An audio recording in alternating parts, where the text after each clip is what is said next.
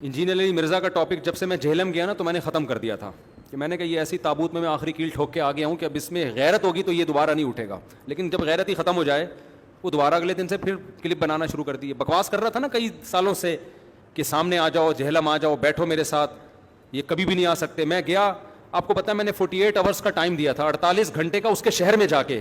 Security risk میرے لیے تھا، اس کے لیے نہیں تھا. ہمیں بھی بہت ساری تھریڈ ہیں جو ہم گارڈ لے کے گھومتے ہیں نا، یہ فالتو کا خرچہ نہیں کیا ہوا ہم نے.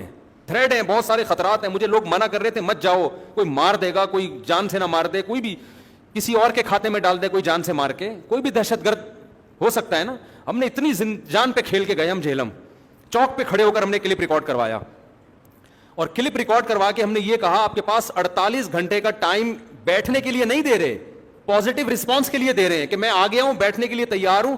ٹائم بھی آپ کی مرضی کا، جگہ بھی آپ کی مرضی کی ہوگی. آپ پازیٹیو رسپانس تو کریں نا. آپ یہ 48 گھنٹے میں صرف یہ بتا دیں کہ میں تیار ہوں، آئے میٹنگ کرتے ہیں، بیٹھتے ہیں، اور ہم ٹائم اور لوکیشن اور جو بھی بات چیت کی شرائط ہوگی وہ طے کرتے ہیں.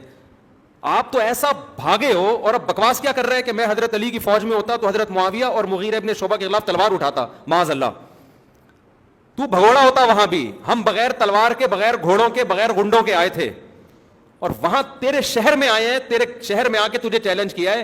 ایسا بھاگا ہے آج تک مارکیٹ سے شارٹ ہے، برف خانے میں بیٹھا ہوا ہے، پتہ نہیں کہاں بیٹھا، نکلتا ہی نہیں کمرے سے. تو حضرت علی کی فوج میں ہو کے حضرت معاویہ کے خلاف لڑتا، تو وہاں بھی بھاگ جاتا. بھگوڑا ہے تو، شرم نہیں آتی بکواس کرتے ہوئے؟ اتنے بڑے بڑے صحابہ کے خلاف تو بکواس کر رہا ہے. حضرت عمر بن عبدالعزیز سے کسی نے پوچھا تھا کہ آپ کیوں حضرت علی کے خلاف جنہوں نے خروج کیا ان کے بارے میں کیوں کچھ نہیں بولتے؟ انہوں نے کہا کہ اللہ تعالیٰ نے ہماری تلواروں کو ان کے خون سے بچا کے رکھا، یہ اللہ کا ہم پر احسان ہے. ہم اپنی زبانوں کو اب نجس نہیں کر سکتے. اللہ نے انہیں آزمائش میں ڈالا، تو ہم کیوں اس آزمائش میں پڑے؟ اس دور میں بھی بہت سارے صحابہ ایسے تھے جو نہ حضرت علی کی طرف تھے اور نہ حضرت معاویہ کی طرف. سعد بن وقاص رضی اللہ تعالیٰ عنہ عشرہ مبشرہ میں سے ہیں. انہوں نے کہا میں نہیں لڑوں گا کسی کی، مسلمان ہیں دونوں طرف، اور اگر لڑ بھی رہے ہیں دونوں، دیکھو آپ کے باپ اور آپ کی ماں میں لڑائی ہو رہی ہے، آپ کیا باپ کا ساتھ بن کے ماں کو کوٹو گے؟ بولو نا. آپ یہ کہتے ہوئے اچھے لگو کہ میرا باپ ماں کو مار رہا ہے تو چونکہ میرا باپ صحیح ہے تو میں بھی ماں کو ماروں گا. آپ بولو گے یار وہ میرا باپ ہے، میں اپنے آپ کو اپنے باپ پہ قیاس، میں اپنے جیسے سے لڑوں گا. حضرت معاویہ رضی اللہ تعالیٰ عنہ کے خلاف حضرت علی نے تلوار اٹھائی بغاوت کو کچلنے کے لیے، ان کو بیعت پر مجبور کرنے کے لیے. ان کا رائٹ تھا.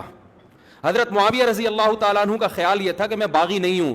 ان کا اپنی رائے یہ تھی، ان کا خیال یہ تھا کہ میں حکومت پہ دباؤ ڈال رہا ہوں کہ حضرت عثمان کے قاتلوں کا قصاص لیا جائے. ہم کہتے ہیں اجتہادی غلطی تھی. غلطیوں کی دو قسمیں ہیں، ایک جان بوجھ کر انسان کو پتہ ہے غلط ہے لیکن وہ کر رہا ہے، ایک اور انسان کنفیوژن ہوتی ہے. حضرت معاویہ کے ساتھ بھی مغیرہ ابن شعبہ رضی اللہ تعالیٰ عنہ تھے. شروع میں تو حضرت عائشہ بھی ان کے ساتھ تھی جنگ جمل میں. اب آپ مجھے بتاؤ کیا جنگ جمل میں حضرت عائشہ نے جان بوجھ کر گناہ کیا تھا؟ اجتہادی خطا ہوئی تھی ان سے، انہوں نے رجوع کیا اس سے، لیکن حضرت معاویہ اسی پر قائم رہے. ان کا خیال تھا کہ میں غلط نہیں ہوں. تو اللہ نے ہمیں اس آزمائش سے بچا لیا.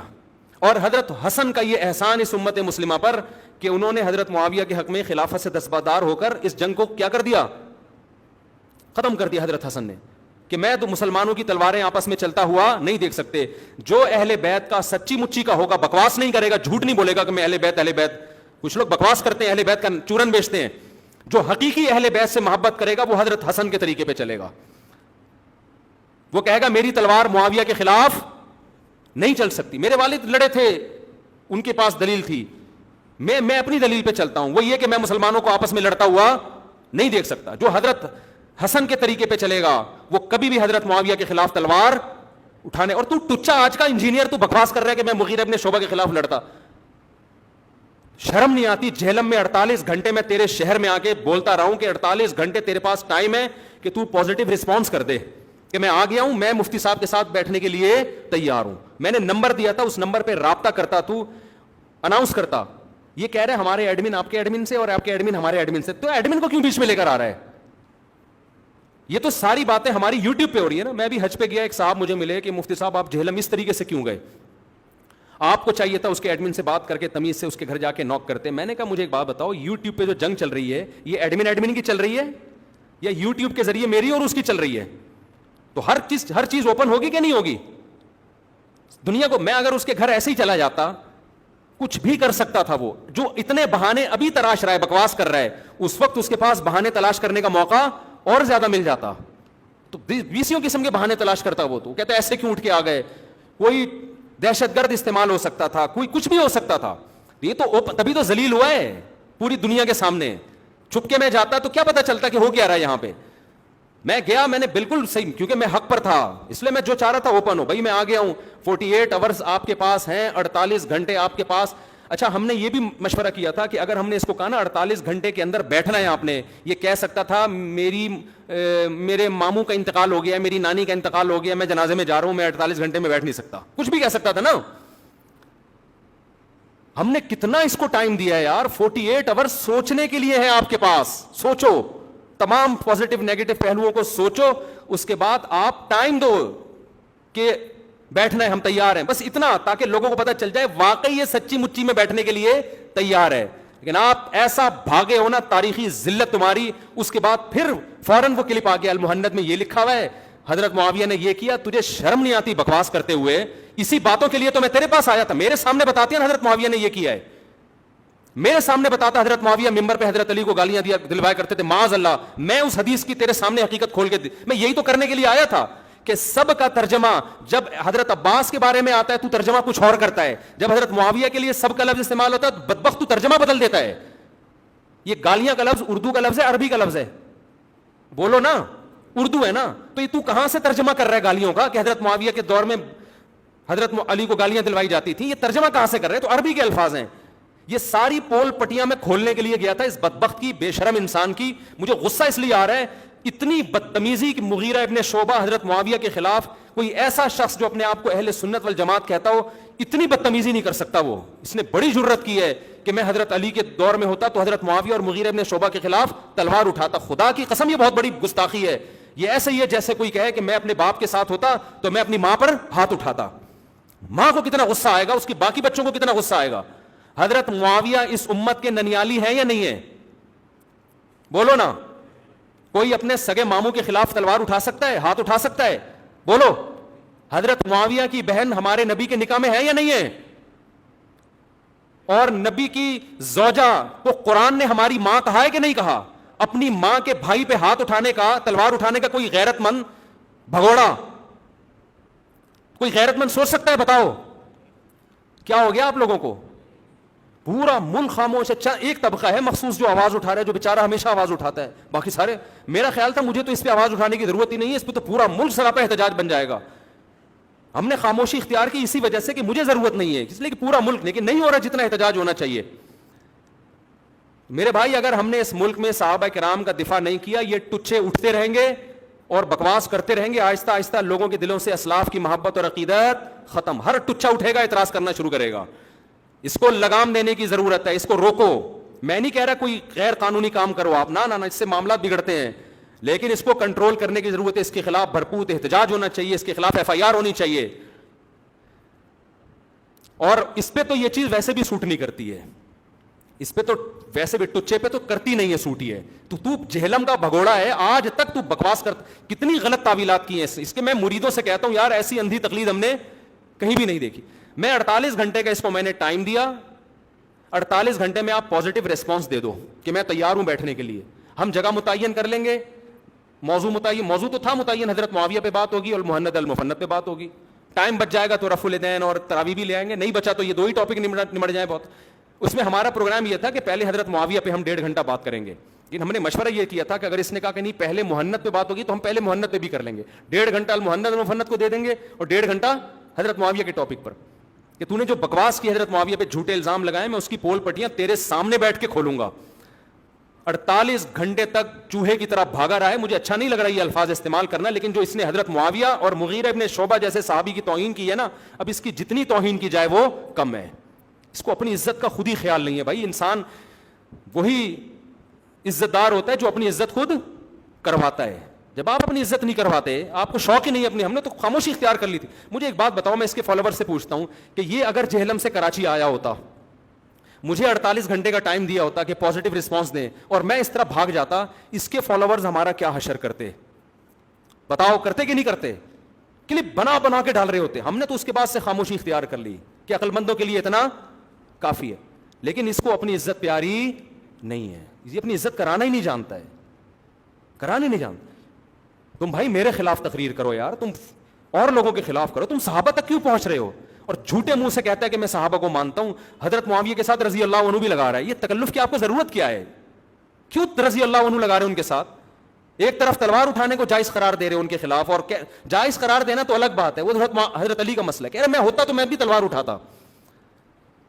تو یہ بہت بڑی بدبختی ہے بھائی. ہمیں اپنے ملک میں صحابہ کرام کا دفاع کرنا ہے. ہم اس ملک میں صحابہ کی توہین برداشت نہیں کر, یہ ہلکا ٹاپک نہیں ہے. مغیرہ بن شعبہ رضی اللہ تعالیٰ عنہ کو بھی اس طرح اس نے وہ کیا ہے.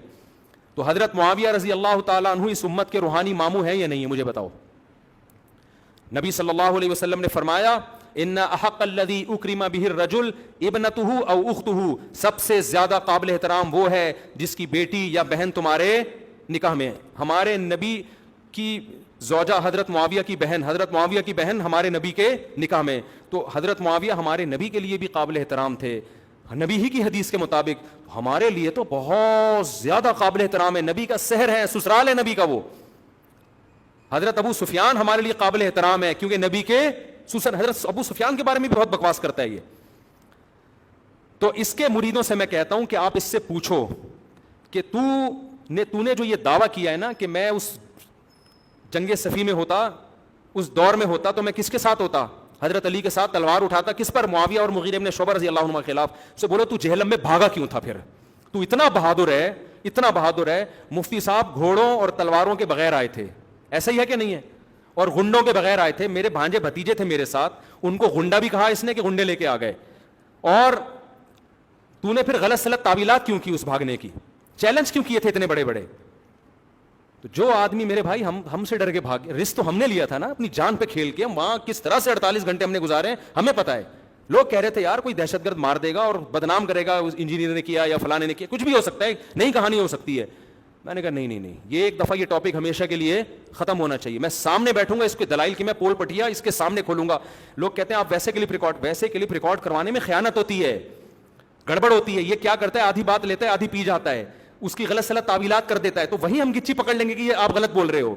سامنے بیٹھ کے جو بات ہوتی ہے وہ چینلوں پہ تبادلوں میں نہیں ہوتی. وہ یہ شرارت کرتا ہے. اس کو چاہیے کہ یہ کسی کے خلاف بولے, وہ اس کے خلاف یوٹیوب پہ جواب دے, پھر یہ اس سے اس کی رینکنگ اسی چیز سے تو بڑھتی ہے. لوگ مجھے کہتے ہیں یہ ہر دوسرے دن کسی نہ کسی عالم کے خلاف کلپ لے کر آتا ہے. میں کہتا ہوں اس کی مجبوری یہی ہے, کیونکہ وجہ شہرت ہی یہی ہے. دیکھو ایک ایکٹر کی وجہ شہرت ایکٹنگ ہوتی ہے نا, وہ ایکٹنگ کرنا چھوڑ دے گا تو مشہور رہے گا. کیا ہو گیا بھائی؟ ایک باکسر کی وجہ شہرت کیا ہے؟ باکسنگ. وہ باکسنگ چھوڑ دے گا تو مشہور ہوگا. ایک آدمی کے چینل آیا ہی اوپر اس لیے ہے کہ اس نے کہا وہ بھی غلط ہے, وہ بزرگ 2 نمبر, وہ بزرگ وہ فلانا, اور اس نے یہ 2 نمبر کی, اس نے یہ کیڑے, اس کا کام ہی کیڑے نکالنا ہے. وہ اگر لوگوں کی تصویریں لگا کے ان کو گالیاں نہیں دے گا تو اس کی ریٹنگ اوپر جانے کے بجائے نیچے. کیوں؟ وجہ شہرت ہی یہی ہے. وجہ شہرت کوئی پازیٹیو کام ہے ہی نہیں. پھر قواریت اختلاف یہی وجہ شہرت ہے, اس کا تو کام ہی یہی ہے. اب چونکہ ریٹنگ نیچے جا رہی تھی, اب کچھ اس نے کہا بہت بڑا, کیونکہ دیوبندیوں کے خلاف بول لیا, اہل حدیثوں کے خلاف بول لیا, بریلویوں کے خلاف بول لیا. اب لوگ تھک گئے یہ ٹاپک سن کے. اب آیا ڈائریکٹ بہت بڑے اس پہ حضرت مغیرہ کے خلاف بکواس کر رہا ہے, حضرت معاویہ کے خلاف. پہلے تو اعتراضات کسی اور اسٹائل میں, ابھی ہے کہ تلوار اٹھائے گا. بھائی شرم نہیں آتی, تو کیسی باتیں کر رہا ہے, کیسی بکواس کر رہا ہے. تو اس کے میں مریدوں سے کہتا ہوں کہ اس کو بولو حضرت آپ سے بہت بڑی مسٹیک ہوئی ہے, آپ تلوار اٹھانے والے. میں جب جہلم میں تھا نا, ہر گلی چوراہے پہ باتیں ہو رہی تھی یہ انجینئر گیا کہاں ہے.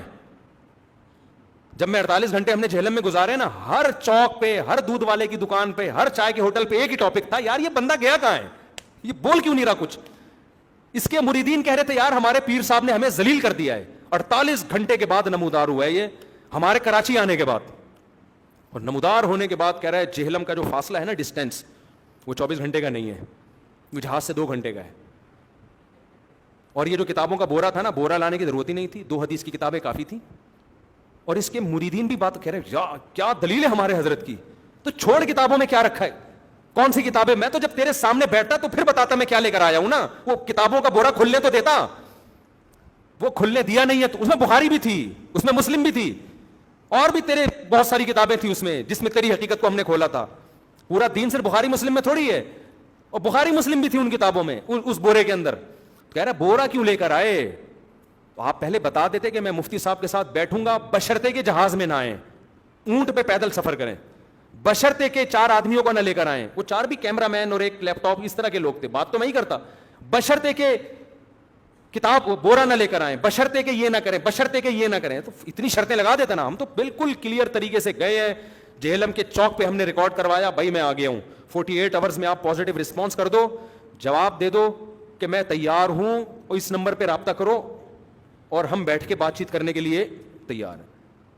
और पता नहीं क्या क्या हमने तो राज इसके खोले नहीं है, वरना जो इसके मुरीदों के ऑडियो हमारे पास पड़ी हुई है ना, हम अगर चाहें नेट पे वो डाल दें तो ये जितनी थोड़ी बहुत इज्जत है ना वो भी खत्म हो जाएगी। लेकिन हमारा ये नेगेटिविटी फैलाना काम नहीं है। हमने कहा जो ताबूत में हम कील ठोक के आ गए ना वो काफी है, वरना इसके जो मुरीदीन बौखलाहट का शिकार और व्हाट्सएप की ऑडियो आ रही थी, वो खुद एक, इसके पास ऐसी ऑडियोज होती फौरन वायरल कर देता। वो ऑडियो क्या थी, मैं एक सुनाता हूं। मेजर साहब ने बताया है कि मुफ्ती साहब जेहलम में नहीं है। अबे तू मेजर साहब से राब्ता क्यों कर रहा है? मेरी बात तेरे से हो रही है, मेजर साहब तुझे बता रहे हैं कि मुफ्ती साहब जेहलम में नहीं। ये बात समझ में, मैं जेहलम में हूं या नहीं हूं इससे फर्क क्या पड़ता है कि वैसे तो मैं जेहलम में ही था, लेकिन इससे फर्क क्या पड़ता है कि मैं जेहलम में हूं या नहीं हूं। मैंने कह दिया मैं आ चुका हूं, ये चौक है जेहलम का मशहूर चौक, मैं पहुंच चुका हूं। आप 48 आवर्स के अंदर आप रिकॉर्ड कर दें कि मैं तैयार हूं, मैं भले इस्लामाबाद में जाऊं या मरीख पे जाके बैठूं। जैसे ही आपका पॉजिटिव रिस्पॉन्स आएगा मैं फौरन मैं बैठ जाऊंगा जहां भी आप तय करेंगे। मेजर साहब ने कहा है कि ये जेहलम में नहीं है, कर्नल साहब ने बताया है कि खुफिया एजेंसियां कह रही। यार तुम खुफिया एजेंसियों से राब्ता क्यों कर रहे हो? तुम मेजर, आर्मी का काम है ये मेरे और आपके मुनाजरे के दरमियान पढ़ना, आर्मी क्यों इन्वॉल्व हो रही है इसमें? नहीं, यही बात मेरा ख्याल है।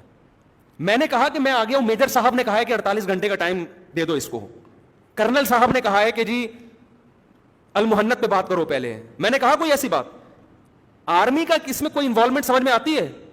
फौज का काम है बॉर्डर संभालना। अब मुझे नहीं पता कोई मेजर साहब ने इसको कहा या नहीं कहा, मैं तो जेहलम में ही था। फौजियों से राब्ते कर रहा है, खुफिया एजेंसियों से राब्ते कर रहा है। यार तू शर्म कर भाई, तू अपनी बेइज्जती क्यों करवा रहा है?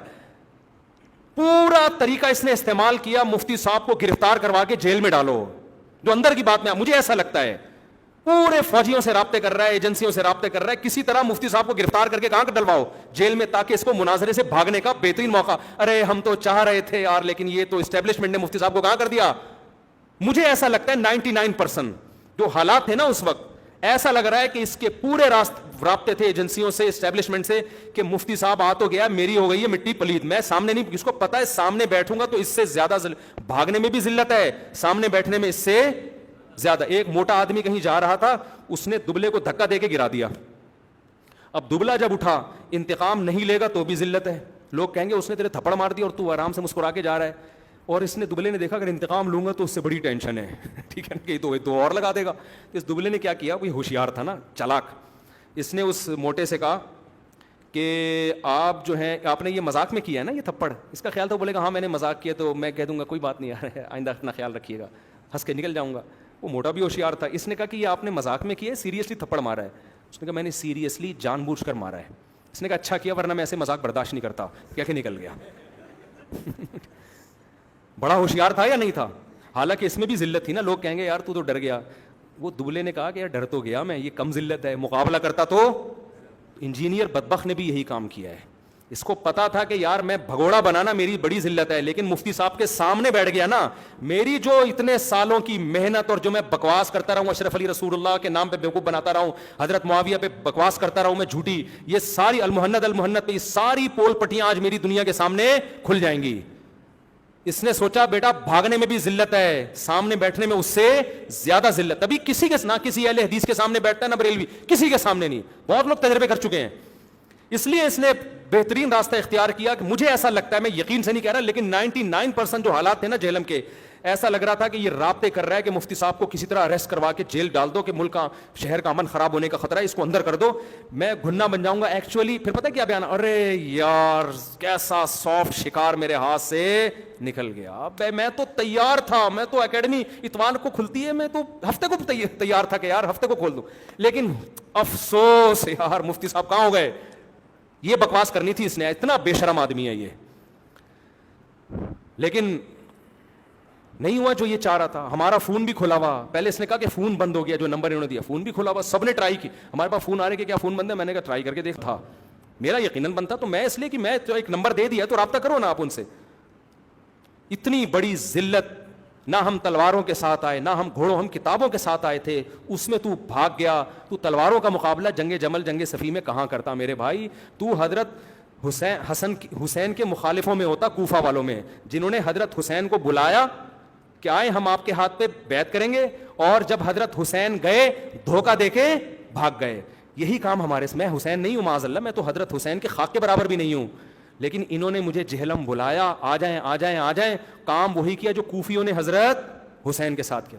آنے کے بعد ایسا بھاگا ہے کہ اس کے بعد مارکیٹ سے اب دوبارہ یہ بھی نہیں ہوتا۔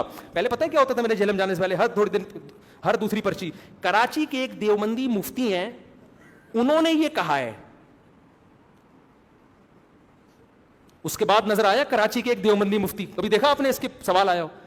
اب یہ ہمت نہیں ہے الحمدللہ جہلم جانے کے بعد۔ اب اگر کوئی پوچھے نا کراچی کے ایک دیوبندی مفتی نے آپ سے پوچھا، یہ کہے گا اللہ کا واسطہ کوئی اور پرچی دے دے، ایسا نہ ہو وہ دوبارہ آ جائے پوچھنے کے لیے۔ اور درمیان، مجھے خدا کی قسم اچھا نہیں لگ رہا اس طرح سے مذاق اڑانا کسی کا، اللہ کی قسم میرے دل کی، مجھے شوق نہیں ہے کسی کی توہین کرنے کا۔